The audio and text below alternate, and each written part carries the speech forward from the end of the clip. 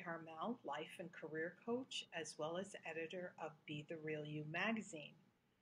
This is a continuation of my last podcast titled Cycles, Chapters, and Seasons. And today we're going to talk about food. Yes, ladies, food and all the emotions connected with food. In last week's episode, we talked about how the cycles and seasons of a woman's life are those big overarching themes that we all as women go through in our lifetimes. Yet the chapters are something we ourselves write. The chapters of our lives are what we do and how we react to the cycles and the seasons that we experience. Now, as a little girl, I grew up in a crazy, anger-filled household. My parents did the best they could, but honestly, they should never have had kids. As a way to cope and soothe myself, I learned at a very young age that candy and a good book was the best escape. I had numerous jobs from a super young age. I mentioned before that I was a coupon clipper at ages 6 and 7, then a neighborhood babysitter, then a paper girl, and then a grocery store clerk where, no surprise, I was in charge of ordering all the candy starting at age 14. So as a kid, I had the money to buy candy. What I didn't know at the time was that I was using sugar to treat myself, to calm myself. And eventually, sugar became my love drug. I'm going to open myself up here and share that one of my next chapters that I want to write is to create a complete shift around the emotions that I have with food. So here it is, ladies, and honestly, it is more than a little bit scary to share. Super vulnerable here. But I'm tired of saying to myself, Sherry, when you get past whatever, fill in the blanks, you'll get back on track with your eating and get back in shape. It's been a really long chapter, and honestly, it is time to start a new one. This pattern of soothing myself with food, as I said, started at an early age, but it grew into the way that I tried to gain the love and approval of others throughout my life. I came to this conclusion when I was talking about my eating habits with the energy healer I work with by the name of Lisa Thomas. I highly recommend Lisa, and she's also become a very good friend of mine. And in our last call, she said to me, Sherry, food is your love language. I sunk into my chair with the realization that was possibly one of the truest statements anyone has ever said to me about my relationship with food. Not only did I eat loads of candy as a kid, but I grew up loving to cook. My grandmother was a fabulous cook, and I saw how her meals were long, had several courses, and everyone around the table enjoyed each other. In contrast, my mother hated cooking.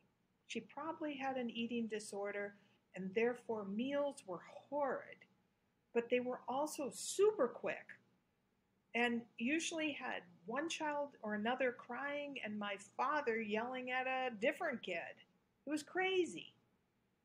My cooking and baking was my way of trying to get both my mother's and father's approval, as well as love, and at the same time try to recreate scenes from my grandmother's table. And this didn't end in childhood. My former husband recently said to me, Sherry, what I really miss from our marriage is your cooking. Really? I thought, is that all you miss? 23 years of marriage, and that's all you can say?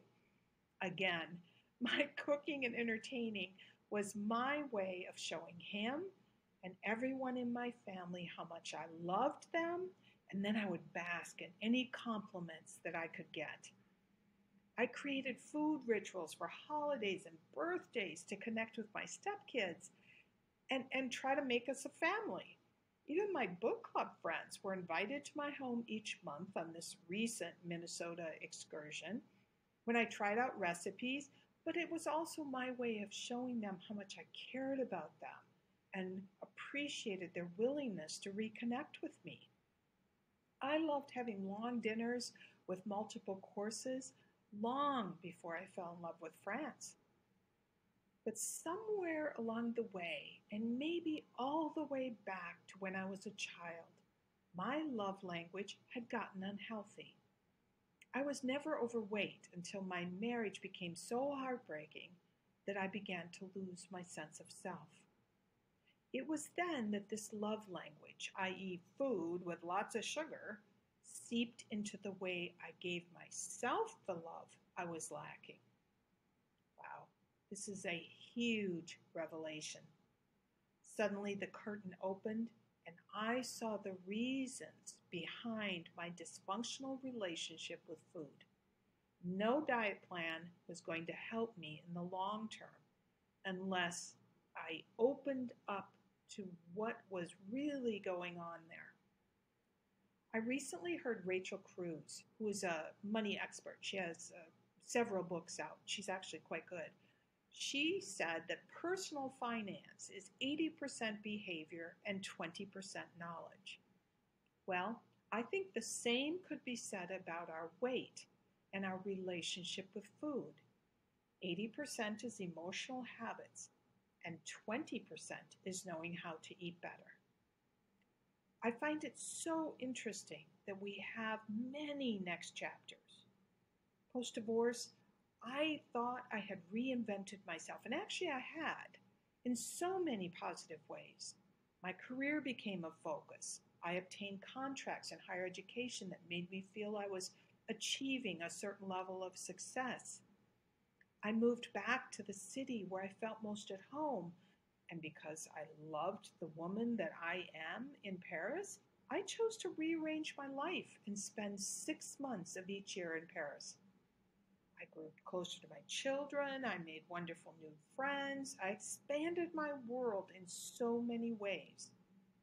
I had learned to live alone, be alone, and yet not be lonely. But the one thing I hadn't been able to step into was a new and better chapter around my relationship with food. And ladies, that made me feel like a failure. So I share this very vulnerable piece of me with all of you because it's time that I create a new chapter around food. And I hope my story gets you thinking about any really deep chapters that you need to embrace. Now, this next chapter for me doesn't mean that I have to give up cooking because food will always be my language of love. I think I should have been French or Italian. But I can choose to learn how to make tasty yet healthy meals that include the many courses that I love to provide people when they're around my table.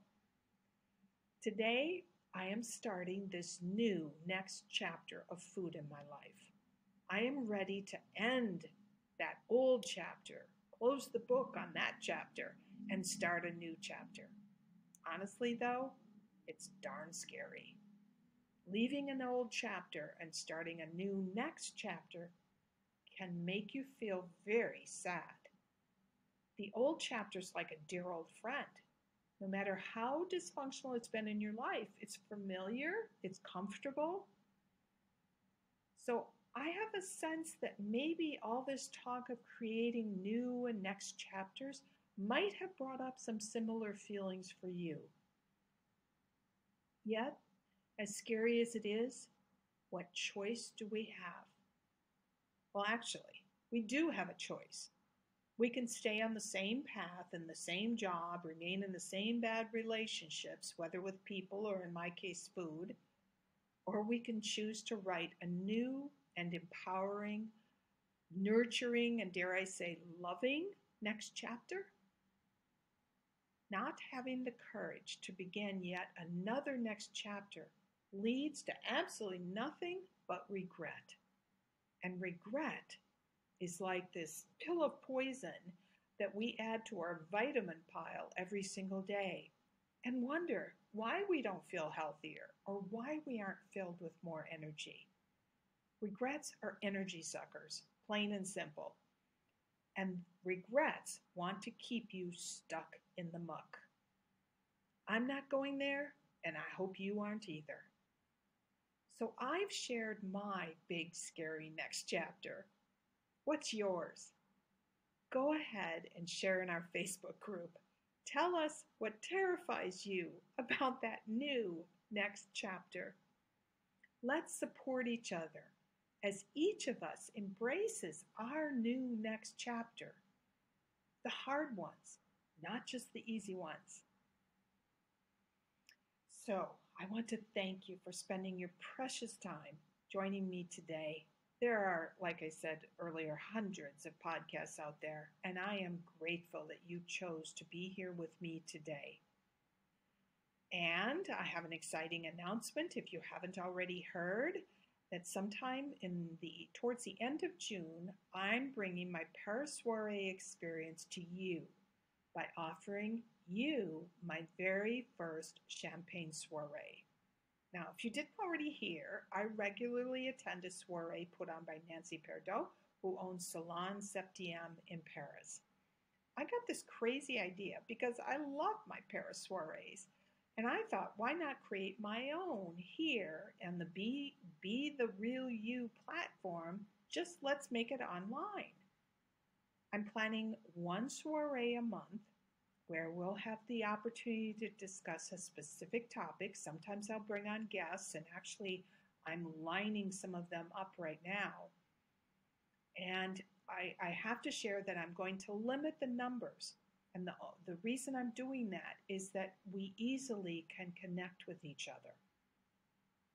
So right now it's in the planning stages, but if you're interested in signing up or being on the list to be notified of our first champagne soiree, just go to my website and let me know, or go to Instagram.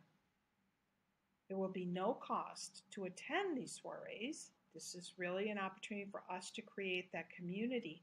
I just ask that you invite one other woman to join us.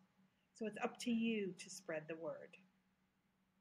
My goal in offering these champagne soirees, the magazine, my coaching programs, and even social media posts is that we continue to build the Be the Real You community. It truly is a women's authenticity movement. And today, knowing and showing up as the real and true you is incredibly important. This movement might just shift the world, and in a good way. Most important, though, this week, let yourself be brave enough, take that courage pill to announce your next chapter on our Facebook page. Tell us what it is that you're going to tackle. And I just want to say that something energetically changes when we say it out loud, and especially when we share it with others. It was true for me, and I bet it's going to be true for you. So I hope to see you over in the Facebook group.